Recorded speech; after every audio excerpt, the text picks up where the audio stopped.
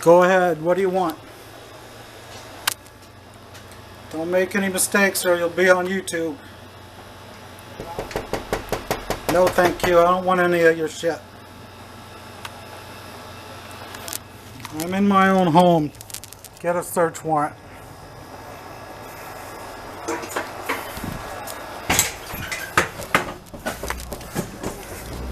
Yeah, I'm in my home, so fuck off.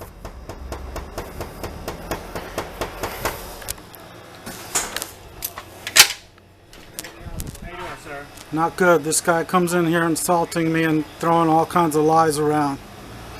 Then he tells me I'm on drugs and I don't know what I'm doing.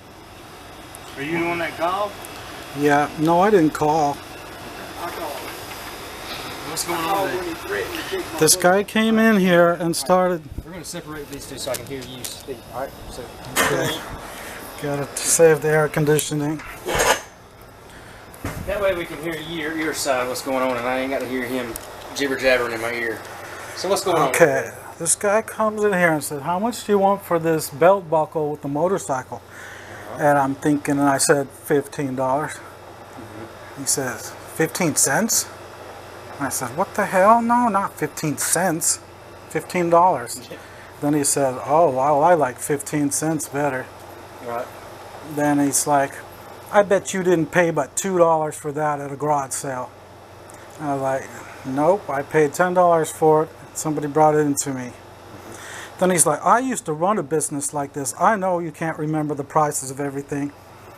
And I don't do business with people that don't negotiate with me. Right.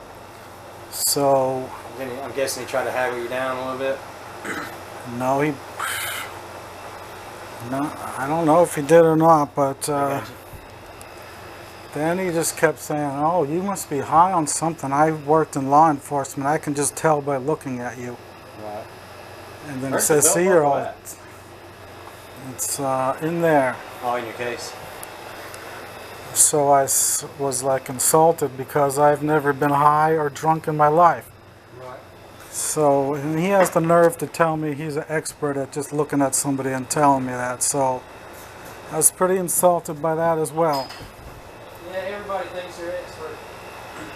So then, after another insult or two, I said, why don't you just get the fuck out of my store if you're going to act like that? Gotcha. Then he says, oh, I can tell you're on something. See, you're all twitchy and stuff. And I was like, well, that's because I'm aggravated and possibly going to be in a fight because of the way you're talking to me. Right.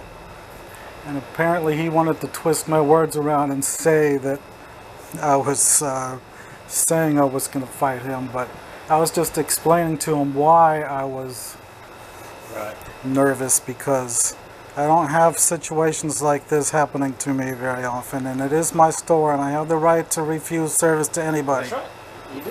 So you just want him out of here? You just want him out? Yeah. All right. Have a good one. Have a good day, buddy. Okay.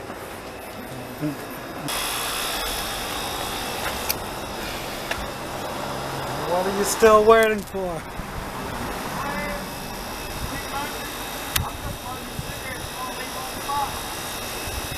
So anyway, that was kind of scary.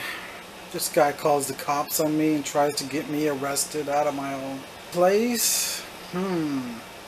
Well, I won the fight. So that's the important thing.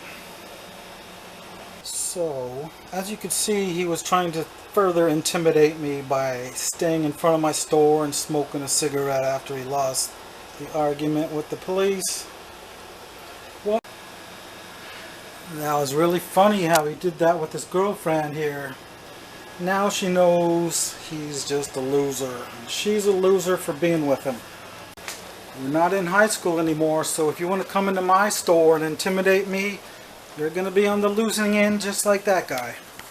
Further proof that he was a con artist trying to rip me off is that he thought I would be scared that he accused me of being drunk or high in my own home. There's no law against that, and I don't do that stuff anyway. So, to any of my regular viewers, I haven't told anybody this yet, but I think I have what used to be called Asperger's syndrome. That's why I'm always sounding a little bit depressed, and my social skills are not as good as some people, but you don't want to mess with the person with my condition, because I'm sure you've heard of the Sandy Hook massacre, and some of those other school shootings were done by people with so-called Asperger's syndrome. We can only take so much abuse before we go off. Be careful about that kind of stuff. So anyway, one of the things he said that was weird was, there's no way you own this place. He actually said to me, I'm coming back here tomorrow, or I'm going to call here tomorrow and talk to your boss.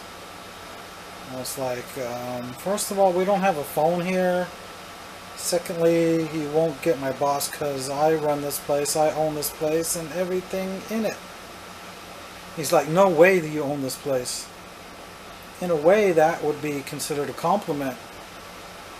But he was trying to be insulting the whole time, so that's pretty crazy that he didn't believe I own this place. I own this place outright. I paid cash for this building. And I own another building which I also paid cash for. Yep, I'm not really rich, but I know how to save money. It's kind of further proof that I don't use drugs or alcohol, because I was able to save that kind of money to pay cash for a building. Very few people can do that. So the whole problem arose from him saying, how much you want for this belt buckle over here with the motorcycle on it? I said, how's about $15? And he says, cents?